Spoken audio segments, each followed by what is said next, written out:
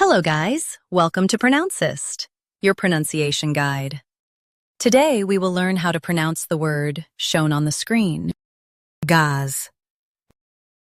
First, let's hear its American pronunciation, GAUZE. Now, read the syllables of U.S. pronunciation shown on the screen naturally. GAUZE, GAUZE, GAUZE, GAUZE. Now, let's focus on British pronunciation of this word, gauze. Now, read the syllables of British pronunciation shown on the screen naturally.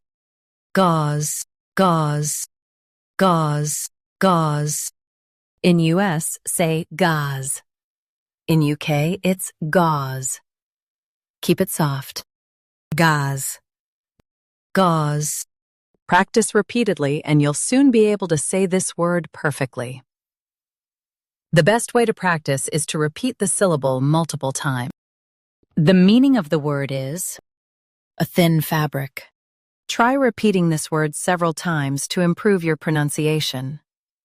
We post daily videos on useful and commonly mispronounced words to help you speak clearly and confidently. Like this video and subscribe to Pronouncist for more pronunciation guides. Thanks for watching us.